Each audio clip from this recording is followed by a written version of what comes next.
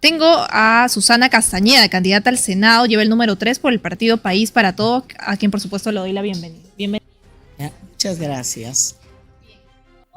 Y he tratado de resumir también su larga carrera en el plano, por lo menos, del Poder Judicial. Usted es abogado constitucionalista y también penalista, es doctor en Derecho en el Departamento de Derecho Constitucional y especialista también en Derechos Humanos, algo clave que luego también voy a preguntarle. Es también ex jueza suprema de la República y tiene más de 20 años por ahí de trayectoria, ¿no? Mucho más. Sí, más incluso. Sí, tuve la oportunidad, siendo de Chiclayo, viajar todos los fines de semana para poder estudiar una maestría en Derecho Penal acá en la Universidad Nacional Mayor de San Marcos, y posteriormente obtuve una beca a España por parte de la Embajada de España y estudié en la Universidad Complutense de Madrid un doctorado en Derecho Constitucional y una especialización en Derechos Humanos. Ahora, doctora Castañeda, después de tantos años de estar como jueza además, ¿por qué dar ese salto a la política? Usted además que ha enfrentado también a muchos políticos. ¿Cómo hacerlo ya desde el otro plano, no? Es lo correcto, me parece, ¿no? O sea, enfrentar a alguien aquí. Yo conozco el tema porque he trabajado liderando el sistema anticorrupción. Y cuando decido ingresar a la política, lo hago porque una compañera a quien conozco y que también está participando me dijo, mira cómo está la situación en el país, necesitamos que gente nueva ingrese, que conozca de aplicación de leyes y de interpretación, más aún con las nuevas potestades que se le están entregando al Congreso de la República, en esta oportunidad al Senado. Ahora, ¿cómo llega País para Todos? Entiendo que es por la doctora Príncipe. Así es, porque yo no soy militante del partido, sino soy invitada. Ella ha sido procuradora, yo he sido jueza, la conozco, y por eso es que decido participar, porque siempre he pensado que es mejor estar desde adentro que mirar las cosas desde fuera. No ser un espectador, sino ser un actor. Y creo que esa experiencia que he logrado trabajando tanto en el Poder Judicial, también trabajé en la Fiscalía durante 10 años, y los estudios que he tenido me permiten, si es que se me da la posibilidad de llegar a desarrollar un buen papel. Y ahora que está de espectadora que me dice... ¿podría confirmar que, por ejemplo, ya está remetida a la Fiscalía, al Poder Judicial? Hemos escuchado en estos últimos meses, por ejemplo, al señor presidente del Congreso, Fernando Rospigliosi, decir que hay que barrer, ¿no? Sí. O hacer esas referencias al sistema judicial. Así es. ¿Qué opinión le confiere usted además que ha estado? Así es. Mire, yo considero que en un Estado constitucional de derecho, garantías indispensables para todas las instituciones es darles autonomía, no interferir en ellas. Y en el caso del Poder Judicial y del Ministerio Público, son garantías claves, porque el primero, el Ministerio Público va a formular acusación cuando se cometan delitos, o va a decir que no hay ello, y el Poder Judicial va a sentenciar. Entonces, aparte de la autonomía de la institución, la independencia de los jueces y la objetividad por parte de la función fiscal. Y lamentablemente, como usted manifiesta, últimamente se ha sentido la arremetida del Poder Legislativo con su presidente a la cabeza, diciendo que se debe barrer a todos los jueces con motivo de una ley o dos leyes que dieron sobre la imprescriptibilidad de los delitos de lesa humanidad, que los jueces no quieren aceptar y están aplicando control difuso. Justo iba a ello, ¿no? ¿Usted cree y también considera que hay un paquete de normas que favorecen al crimen? Sí, yo lo tengo claro, de que se han dado un conjunto de normas que no debieron darse y que de llegar al Senado deberán ser revisadas a propuesta, por supuesto, de los diputados, porque las funciones son diferentes.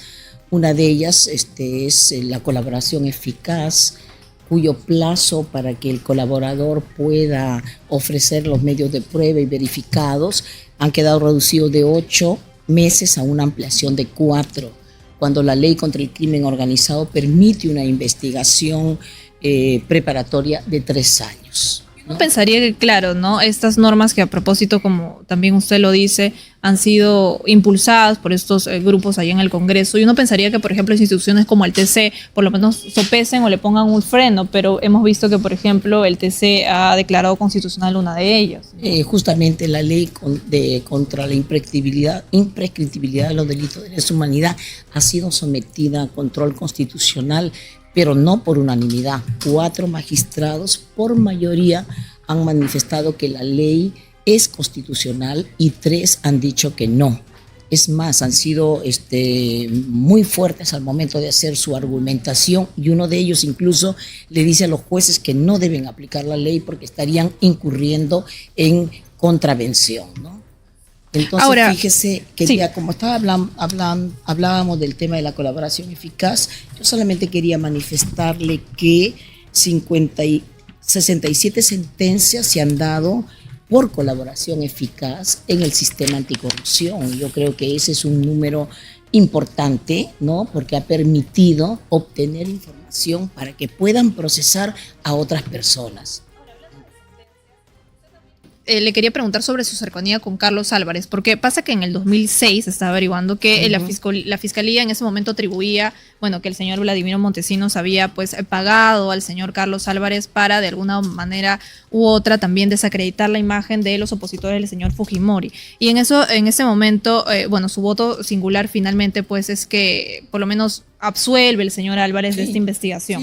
¿Lo conocían en ese momento o en qué momento lo iba a conocer? No he conocido al señor Carlos Álvarez hasta el momento del proceso. Por supuesto que lo conocía como artista, claro, ¿no? Como todas las personas, pero no de una manera personal. Entonces llevamos a cabo el juicio. No solamente fue contra él, sino fue contra muchas personas. Le llamamos los artistas de la televisión, pero era un decir, porque habían varios generales, militares, embajadores que estaban siendo procesados. Y a varios se absolvieron, ¿no? Y se condenaron también algunos.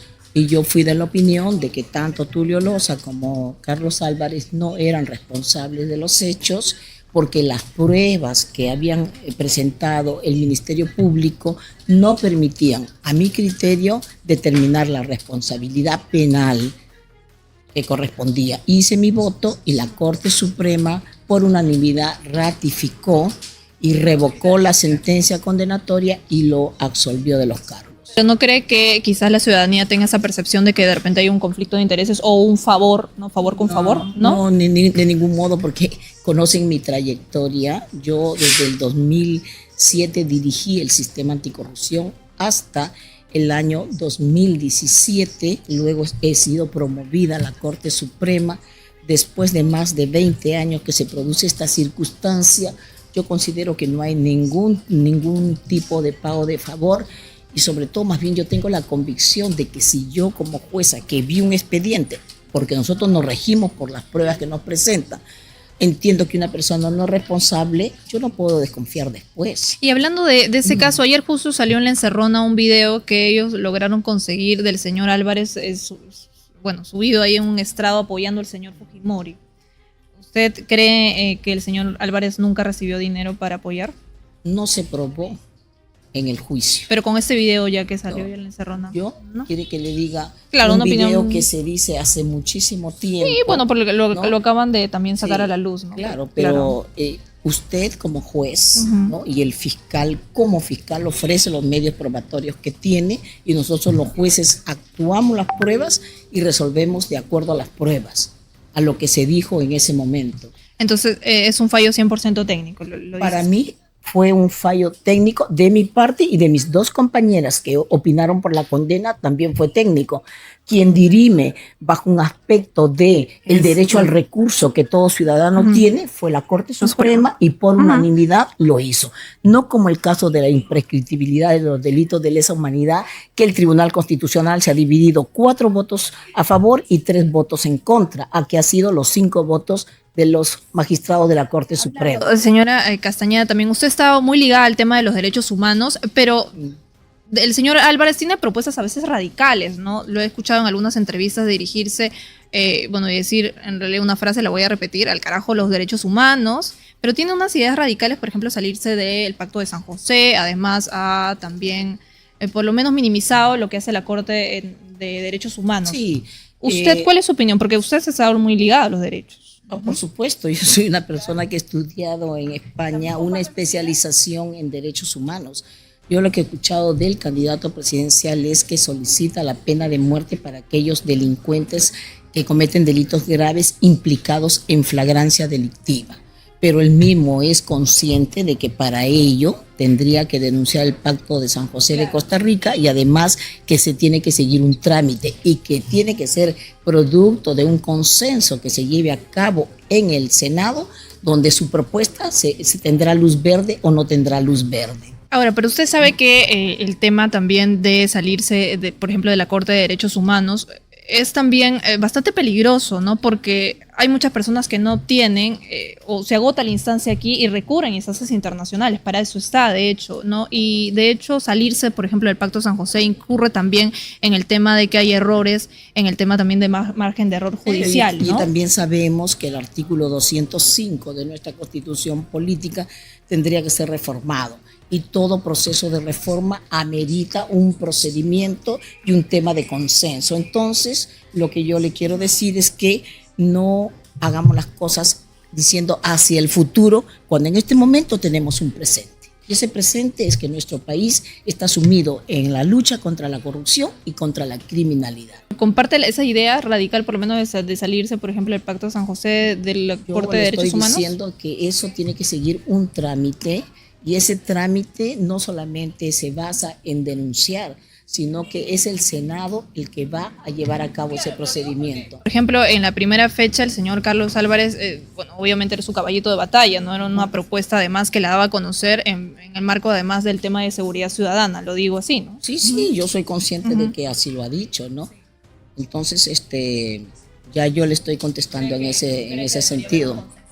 Usted llega precisamente... Tiene que haber un consenso. Claro. Ahora, y lo he conversado también con el candidato, ¿sí? Es un tema que se conversa con todos, ¿no?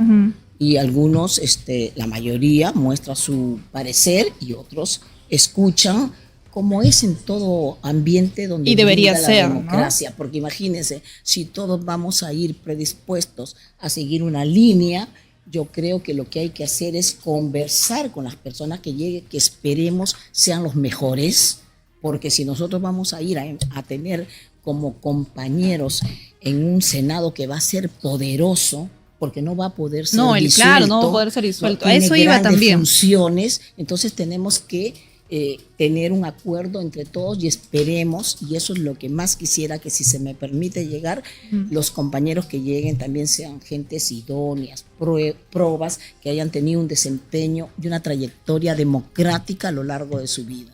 Ahora, ¿qué opina también, señora Castañeda, sobre la desactivación de los grupos especiales, hablando también de esta arremetida contra la Fiscalía, ¿no?, el Poder Judicial? Y yo, la verdad, me da mucho sentimiento, porque yo he dirigido un sistema anticorrupción durante tanto tiempo, desde que viene el Código Procesal Penal a implementarse para corrupción de funcionarios en el año 2011 hasta el 2017, que me nombran coordinadora del sistema anticorrupción. He visto cómo se ha gestado este sistema y cómo se ha gestado el sistema en la Fiscalía, y la verdad creo que la especialización es algo que no se debe perder. Así como hay unidades de violencia contra la mujer, de flagrancia delictiva, del tema de corrupción, de crimen organizado, para mí es un franco retroceso el que se hayan desactivado los equipos especiales en el Ministerio Público. Así es. 1:19 de la tarde, no se olviden que estamos con Susana Castañeda, es candidato al Senado, lleva el número 3 por el partido País para Todos. También le quería preguntar, usted va, y ya también lo ha recordado, que el Senado va a ser prácticamente el todopoderoso porque no se puede también disolver. De llegar también, exacto, de llegar al Senado. Que esto no siga ocurriendo ya en el país. Sí, va a llegar al Senado. ¿Y cuáles serían sus propuestas?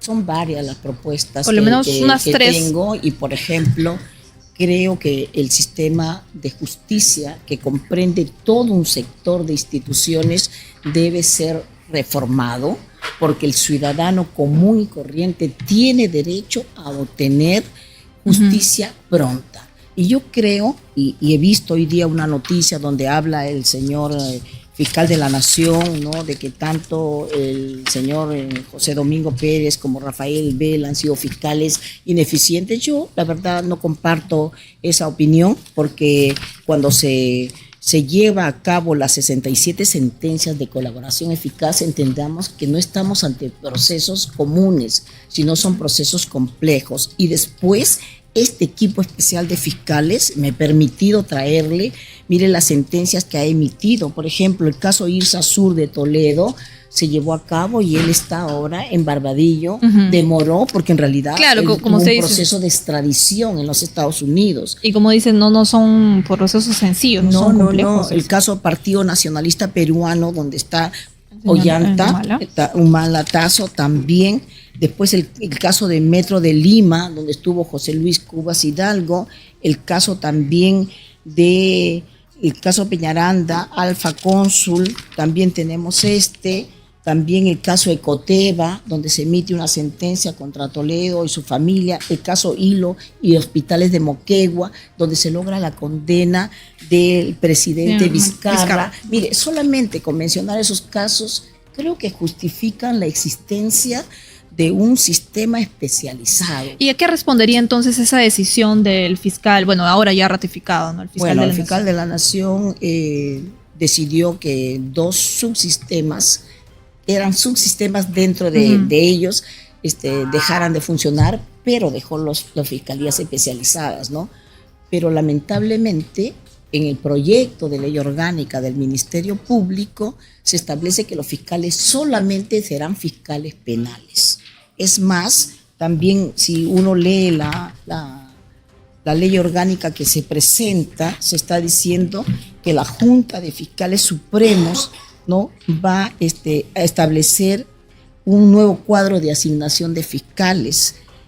También de que la Junta Nacional de Justicia modifique los títulos de fiscales de las subespecialidades en materia penal y expida nuevos títulos. Entonces, fíjese, esta ley, este proyecto de ley orgánica que ya ha sido presentado al Congreso, ha sido seriamente cuestionado por los fiscales penales, que están solicitándole al fiscal provincial coordinador que lleve a cabo una reunión donde ellos puedan establecer las críticas, porque los fiscales, al igual que los jueces, tienen el derecho a permanecer en sus cargos, a no ser movidos sin su consentimiento.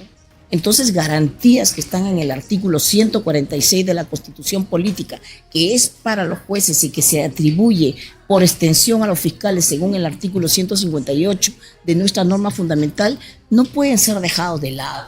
Yo creo, estoy plenamente convencida de que esto no debe pasar, este Congreso no debe ver ese proyecto de ley, y que debe ser el nuevo Parlamento el que decida cómo debe ser un sistema integral de justicia.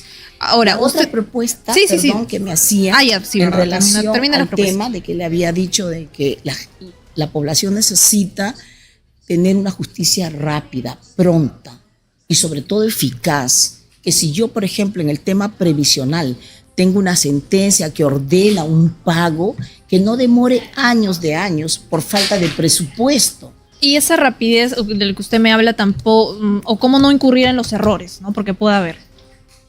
Errores siempre van a haber en la impartición de justicia. Para eso se ha establecido el sistema de recursos. Y si hubiera errores dentro de la justicia ordinaria, se ha establecido que vayan a un tribunal constitucional.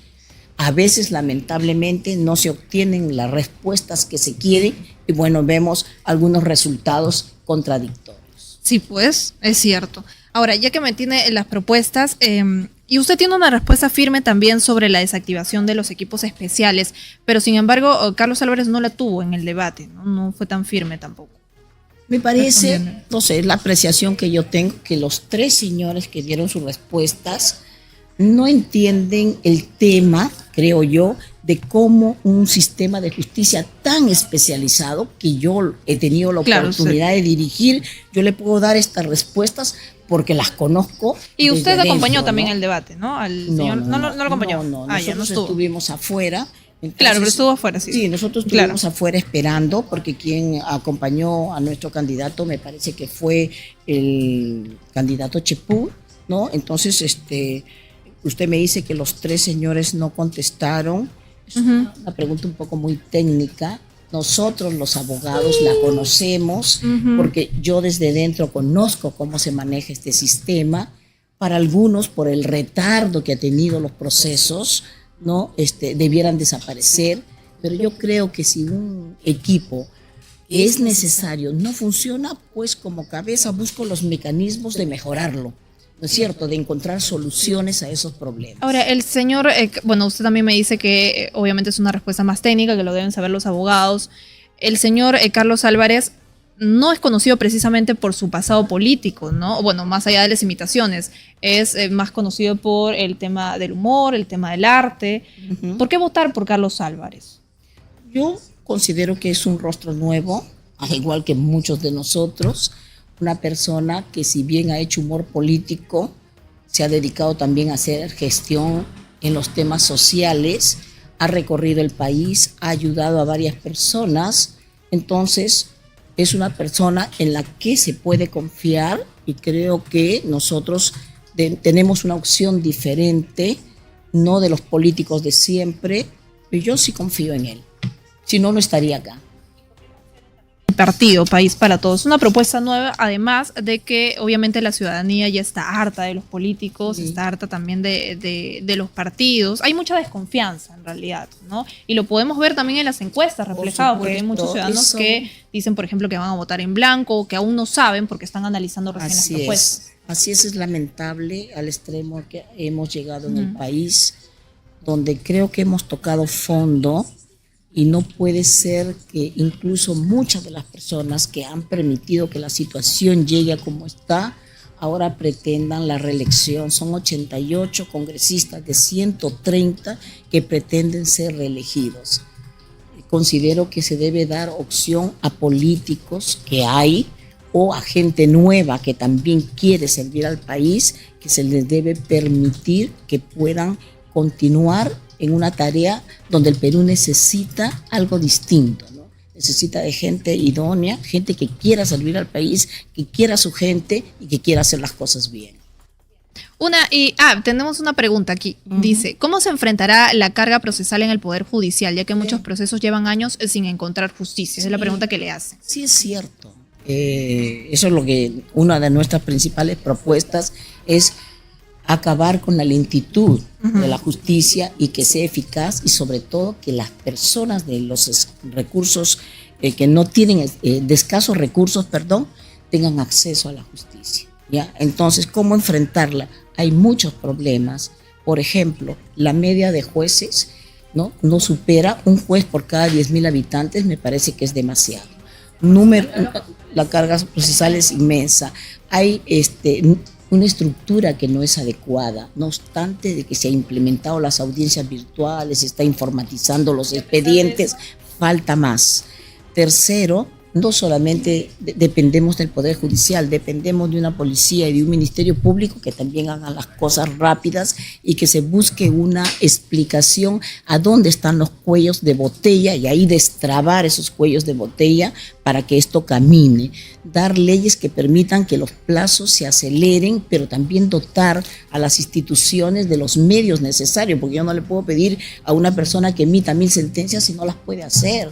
Entonces, la justicia va a caminar en la medida que también se le dote de los recursos necesarios, que haya jueces y fiscales dispuestos a trabajar también y atender debidamente a los justiciables. Hace un momento me he reunido con el Sindicato de Trabajadores del Poder Judicial, ¿no?, que querían saber cuáles eran mis propuestas. Y yo les dije que, claro, nosotros necesitamos que se unifiquen los sistemas laborales, los sistemas previsionales, pero que también necesitamos que tanto los trabajadores como los jueces y fiscales atiendan debidamente los casos y den una debida atención a todo lo que venga y sobre todo un buen trato al justiciable.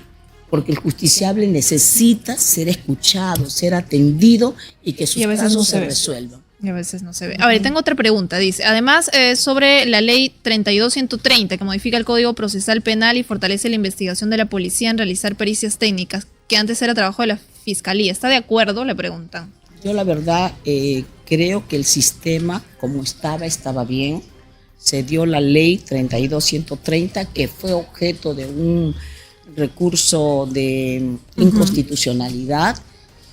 La respuesta me parece que no fue del todo apropiada por el Tribunal Constitucional, porque el órgano constitucional autónomo que dirige y conduce la investigación es el Ministerio Público.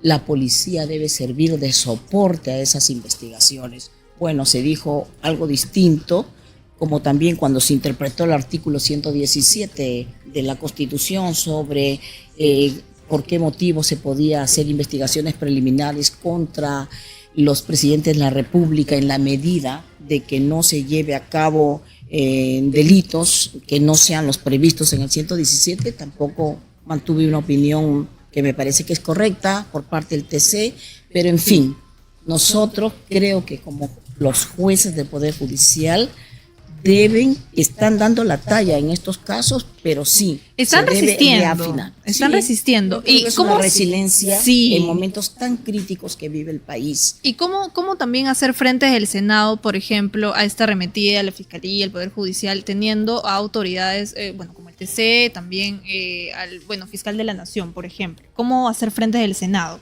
a esta arremetida? Cuando se llegue el momento, las personas que consideran que se está actuando fuera del marco legal y constitucional presentarán sus denuncias constitucionales que deberán ser evaluadas por los diputados y, de ser el caso, presentarán su acusación constitucional. Yo lo que prometo es que no va a haber más casos donde, si es que se acredita que los altos cargos de la nación han cometido delitos, se les exonere solamente con un pago, una falta de pago de los 4 meses, sino de que se levante el fuero parlamentario y ellos sean procesados. Porque la nación necesita tener dentro de los integrantes del Parlamento, del Poder Ejecutivo y del Poder Judicial, que son los 3 poderes del Estado, las mejores personas. Y que no debe haber, gente que permita que el otro siga cometiendo delitos como los mochasueldos y que no pasa nada. Ahora, señora Castañeda, también antes de también cerrar la entrevista, ¿qué opina sobre Keiko Fujimori, esta ya resolución que ha dado la OMPE, pero ella ha dicho, su partido dice que no tiene los 17 millones de soles para que les entreguen esos planillones? ¿Qué opina además sobre la posición del partido que aún sigue con esta idea del fraude electoral? Usted que ha sido juez además. Bueno, ella cree que ha sido objeto de un fraude electoral, ha presentado una demanda de habeas data, el juez y la sala le han dado la razón y han ordenado que el Jurado Nacional de Elecciones o la OMPE entreguen los planillones. Entonces hay un mandato de por medio que sí se va a cumplir, se va a hacer, pero ella un costo. Dice que virtualmente se va a entregar de manera virtual, pero lo otro amerita un costo. Si no lo paga, no lo tendrá. Hasta ahora han dicho que van a aceptar lo virtual porque no tienen el dinero. Claro, no tienen el dinero. Pero para mí, quizás las consecuencias negativas que podría tenerse es de que sirva para seguir removiendo un tema que ya considero debe estar cerrado. Y que le hace mucho daño a la democracia. Por eso, eso para mí, esa es la implicancia más importante detrás de todo esto, es que yo me someto a unas elecciones, salen los resultados y los acepto.